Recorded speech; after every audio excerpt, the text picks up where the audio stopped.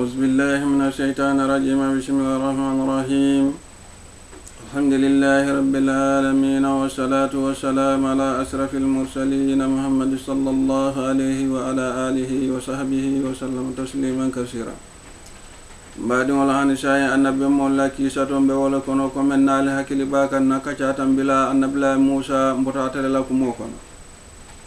afale ko annabilahi musa te beleta ya ay ala bado tata kanya baitul muqaddasi jamam bame ya lonka be israila falastina on laddinkira la mu bari israilo lejete bulu jamam me ka faye ko baitul muqaddas annabilahi musa te be beleri wolato rasul sallallahu alaihi wasallam famale ko re atanye ka fo ko annabilahi musa be beleri wo jamam wala kono ako hanni adiyata moliya asita sa dinkira fa tandi molula sosor kuta wato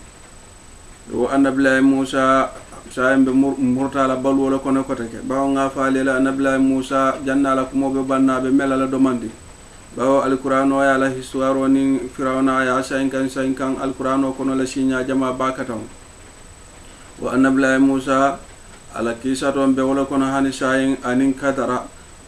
annabilahi musa lunkilin ma be siri israila je abe tawrato abakaran kan abe kawando kawando be diari kawando be fatiyarin talibo do ya bulo wulinda kay ko nyinin karo be mbula musa akay ko muna mula nyinin karo ta kay ko lafite nyinin kala le muna fo mo be nyun dunya banku kulo ko kam mo me ngalondo suto ko me ite annabilahi musa akay ko hani ay ke woni jabi wala kabira ay ke o jabi nyin na dum bawo ay mistake baleketen mo buka fo konte nyollo nata kere randu adama dimbuka wara setane bulu ka Allah taala kadunga kasida annabilahi musa kabira ka atenyonte kerin wadin kirato Allah taala binatan la annabilahi musa la ka faye ko londo mun teletati an fi samanteya nde Allah taala dun kawdi mola la lafta kadi momenna adu mo morondi ninga ya tara londo soto isalon ko mole be santo mome ya lon ko ala londo be la londo ila londo e santo odin kirato annabilahi musa Allah taala akaye ko musa mbe ya marla menna akaye ko ibita bafulo bendin kirato akaye ko ni tata je akaye ko na jomba do be je yeta aye karandi yeta talibe ala yete ko ngun ka bulu annabilahi musa na la londi babe mu mew Allah taala kay ko na jomba dole be je bita yite ko ngun ko la bulu yeta talibe ala han shay mang don do soto folo annabilahi musa nga ko mosudandi bawo annabilahi musa nata nana la duno siti apareta shay akabita ko ngun kula ke dole ma mome yalon ko Allah taala la jombale mo weta karandi wolum lala anala talibo men bulata no ma ika fo le ko yusa bonnun minafrala yusaw fanala kumo malanin Allah taala e makoy annabilahi musa awulita tenne abota israila kona kabita abita fo Allah taala la e jombani fo asita woje ayta ko ngonun ko ma aya karandi Allah taala e londo men dial yusaw bano ma wala mata fon la talibota ni yusaw be silo kan sai be bajen jamala ikata ke woni be wala nyini kan bitata itata fo ni jamfata ni batata damento yeshi ye fo nyandi nin konko e muta yo domoroke ni shino wato sita yela yeshino yake wala nyama be kontine kay bita nyama bita wala nyama bar domoro ludum o bata alnabilahi musa la talibole bulu natle mu yusawti ibe o taala la fo nata sidin kira doto kabiri futata o din kirama bafulo ben din kirato o din kirato isita je wotumo batata baake ata annabilahi musa fa ko fo ala talibo wala to ko alqur'ano ba fo ka fo ko lakat lakina min safarna hadha nasaban akay ko akay yusa akay ko batata nanyinta moto la de na bata jamala so don nanyinta moto wo bere fe nato bafulo ben din kirato kabiri futata woto ye fo nyandin bere fe ta bado kanje kabiri ye fo nyandin je shino taje kabiri wulita itata wala nyama kabiri bita Allah taala nata ke yusa nyinata ila domorola o bere fe naka kabira nyinata ila domorola o bere fe na kanje ada fota Musa yele ko naali beta kan naali ñinata alla domoro la dinkira men to salon kon na jomba ñimbe o dinkira la to annabilahi Musa ni Yusa tata idodo hakilo mambula ñin domoro la bita kan itata fo konko wato bawo ni ñinata domoro la nin konko nata hakilo kabulala ibe o taale la itata fota dinkirama konko nata sayen domoro wato sita ate annabilahi Musa ko Yusa way ko akaye Yusa wa akaye ko na domoro dunne bawo domoro wato sita Yusa ko annabilahi Musa akaye karama akaye konta ñinata la ngalla damen to sinota jo berefe na baka akaye ko ñinata la wala akaye ha akaye yo akaye ko domoro fon akaye ko buko woni akaye tebe menñino kante alonne akaye ko ngamburu no kan imurte no ka woleto imurte no kan imurta bita kan itata fota dinkira ñimma kabiri fota o dinkira to inata nana Allah taala la jombañi natale mu khadarati dolu ko annabiyo mole mo dolu ko Allah taala la mo ñimmale mo bar menni ya foko annabiyo mole mo o molu kan te fana be laari wonde kam ha bawo Allah taala sor baraka ha alquran o ka fo dinkirale to ako Yusa woni annabilahi Musa kabiri futata o itata futata o dinkirato inatana Allah taala la jomba taraje kabiri Allah taala la jomba taraje natle mu Yusa oti Musa ko no natle mu kadarati Musa ko kadara ko akaye ko natale pour yellondi Allah taala yellondi men ha ko Yusa way ka kaye nata karangol lebulu yellondi londo me ya lonko Allah taala yellondi menna wala munyintal qur'ano ka wala dante akol hal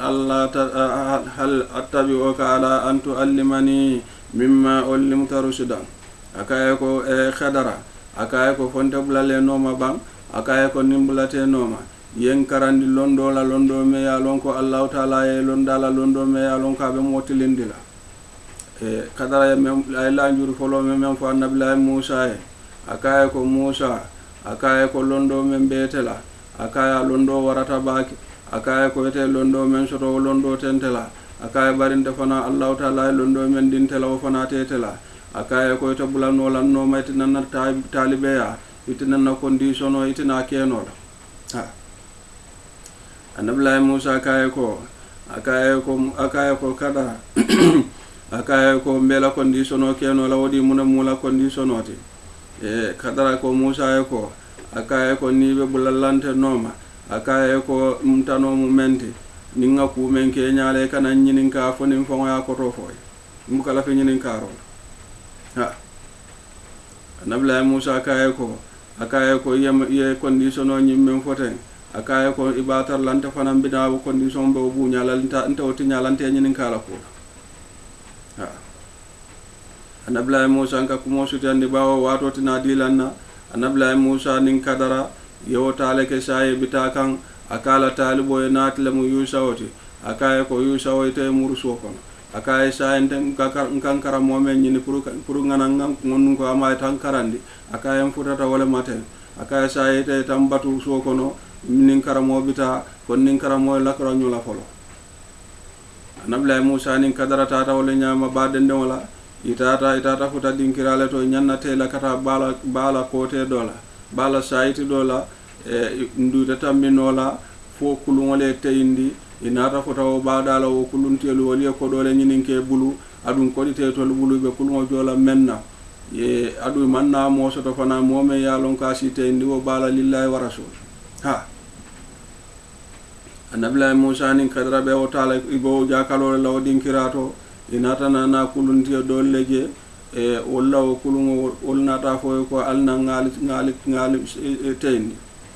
olunata nane bulandila kulungo kono lillahi wa rasul ke teyni bala kote do nyinna annabilahi Musa anin kadara ibulata o kulungo kono la ko kaba ko dinkira folo mfutata wala maten kabiri dunta kulungo kono idundingo kulungo kono kabiri dunta kulungo kono betaka tata fo futata ba tema ifutaringo ba tema mori kunindingo nata wolota kulungo kortantaŋola ay jiyo copi a wulita tata kadara ko Musa ye ko akaye ko Musa akaye ko kunundingo men lota kulungo tonkoŋo to ten ay jiyo copi ñiŋ baba kono akaye ko muna la ñiŋ copiro ay fenne bo bajiyo ñiŋ kono baŋ akaye ko hani akaye ñiŋo kay ñiŋ ma feŋo ferendi naasi ñiŋ bajiyo kono akaye ko woto Musa kuno ñiŋ na kumo koto mu menti wala mu ñinti nte kadara la londo anite Musa la londo niŋe be kafu ñoma Allahu taala la londo kono akamulun ne ko kunundiŋo ñiŋ naata ay jiyo men copi siña kiliŋ ka bo ba fankaso ñiŋ kono Allahu taala ba fola wala la alqur'ano kono o ma utitum min al ilmi illa qalilan kana ka ba ila londo la londite bulu londo ti mo Allahu taala lati Allahu taala ko alqur'ano kono ako man fendi alla londo to fodo man din doron sai mu kadara abe Musa aba karando kan bawo kuno fele kuno memfo kuno nata memfo Musa mawolon kadara wo kumo fa sai be continue kan o bakilo kono ibe ta kan fo na ta fota dinkira dole to kabiri fota to dinkirama karamo natle mu kadarati kadara nata na la teram baleta ayo kulungo dinkira do ta ayo to fara teram wala ibe batema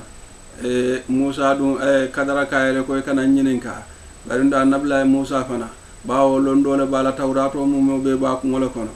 kolu mennu Allahu taala e mennu dande ay wulu lonne kolu mennu yalon ko Allahu taala e haramu yanda ay wulu lon wulbe be tankari ngako kono kabirin akaramo e kulungo nyim fara adun kuluntielu dum oli hinate to lale yete ndinam ba kono ibe o ba kono hani o hino damma famonte bawo e mante folo karamo nata nana kulungo nyim fara tera wala sai ni to be nata faadum anata men fa karamo akaye kon karamo akaye ko je mbe kulungo kono mbe badin kiramen to ten akaye ko je itena kulungo fara akaye ko kulungo kono molu leftale mbe fa akaye karamo barina iya ku kelten akaye nyimmu ku balati de iya ko men samanante nyimmu ku balati de alqur'ano be wala fo kan suratul kahf fantalaka hatta idza rakiba fi safinatin karakaha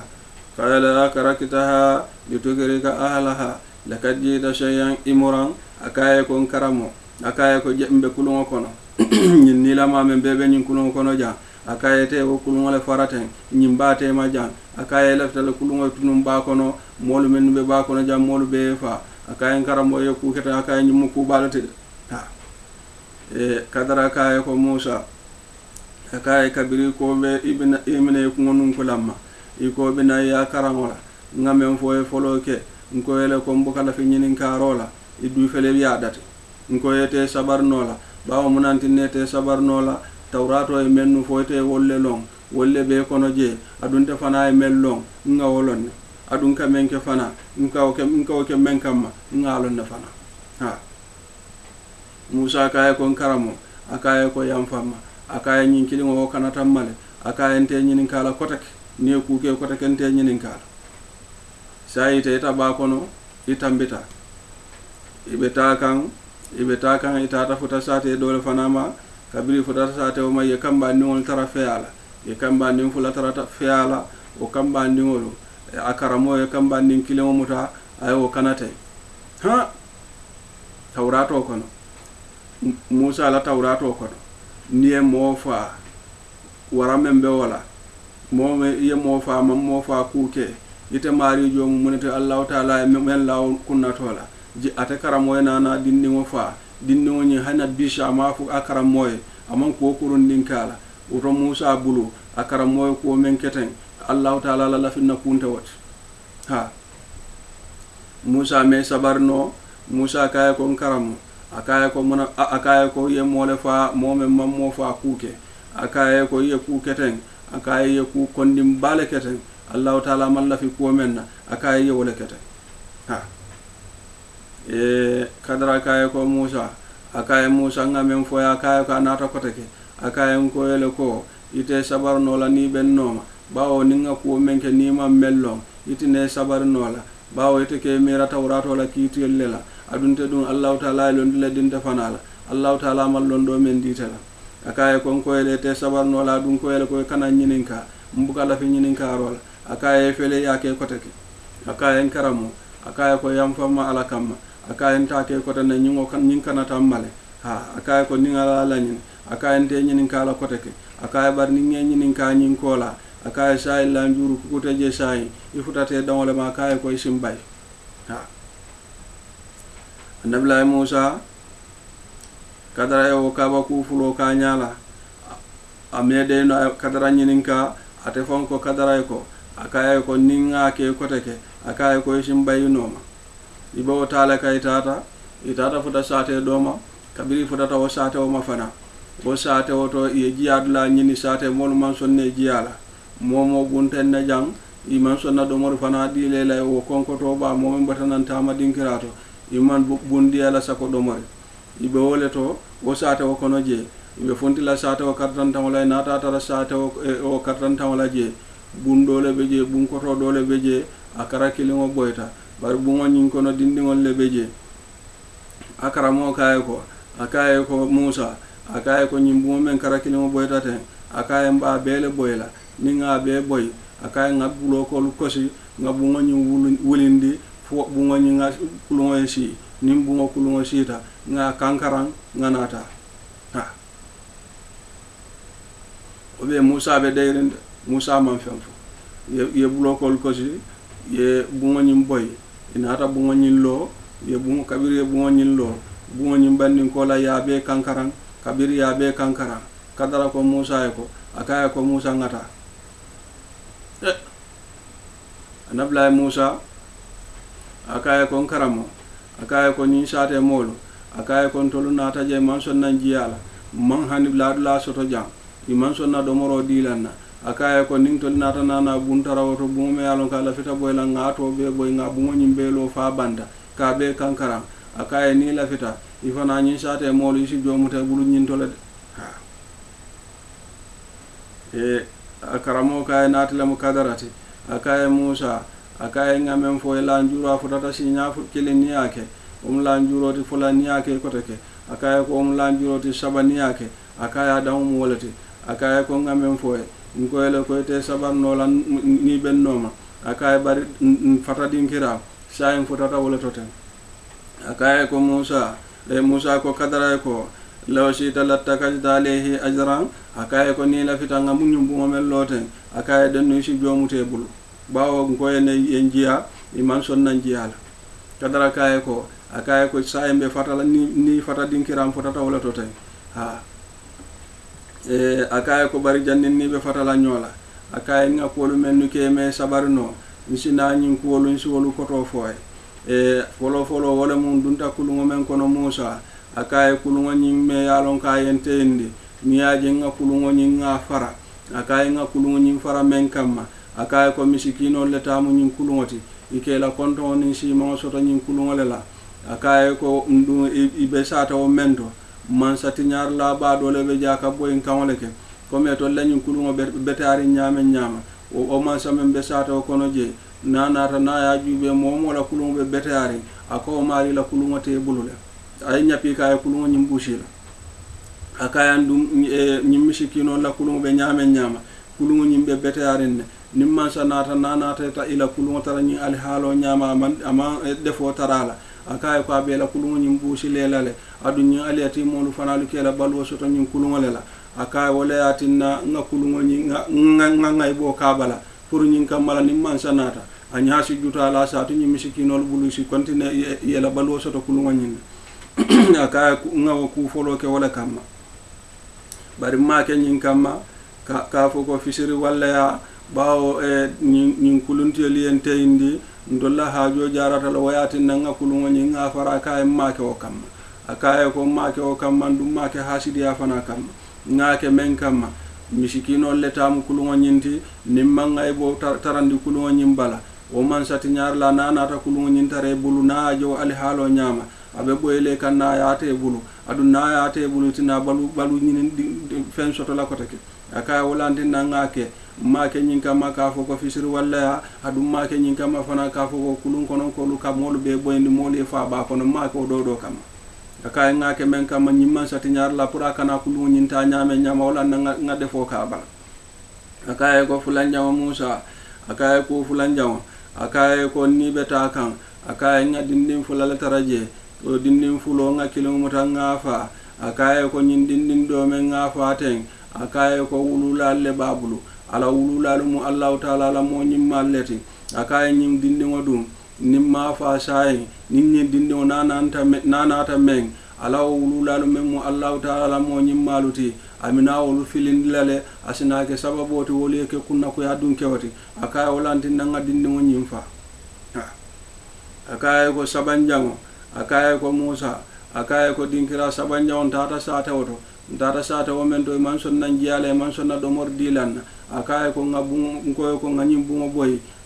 boy nga wulindi ngalo fa banta nga kankarango kaka akaye ko ngoke men kam akaye ko obungo kotoje akaye ko aliyati molu wolle tamu bungo nyindi adu wo aliyati molu fanalu ila wululalu mu Allah taala la mo nyimmalleti wolu fata yindu yana fulole tu bungo nyin kono kodi keso lebe nyim bungo kono je akaye kodi keso men be maralen je akaye ko ninyin bungo tuta boyrinte ninyin sate molu natana na kodi keso nyin dinkira je akaye ko bina aliyati mo lanyin ikodo nyi bina taala lebe boyle kande be aybe kodo nyin taala akaye wala atin nan nyin bungo lo pour nyin kamala ila kodi keso men beje asitara tankari ngaytara suturari fo aliyati mo nyulena men fo ifongoli sina kodo nyin ke sawote ayatara momam boyikan akaye ko nganyim bungo nga boy wala kamma ngalo akaye ko bari ngawlu nganyim mendu be keten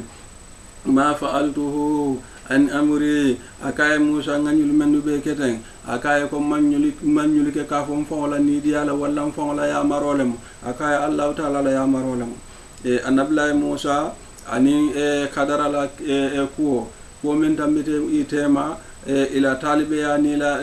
talibeya ala karando wato kono pereyoto kono ko men ketaje kumesol men ketaje bawo on nafama muhimma bake men keta alquran o men dantenye wala munyinti kadara ko men tambita tema ani anabla Musa fana manke ka fo ko londi tabulu tawrato mu londo mu bebe anabla Musa ko kono la bebe tankari ngama adun naba fala fana hana buka fo hana da buka jara ha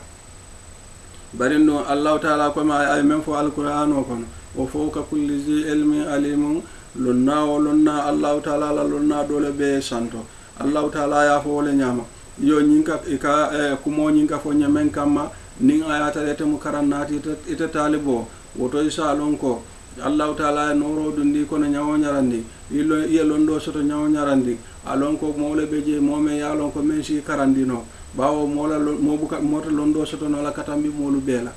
adin fana ye londo soto nyawo nyarandi isa lonko Allah taala la londo kono itala londo mu do mandin doronnati comme alquran o ya dante nyama ako ma utitum min ilmi illa qalila woto si famu tawo nyama adun ni be diam la fana kardiam mo nyama ka fu ko londo men be bulu londin dindoro wala be bulu ha ye fan kañande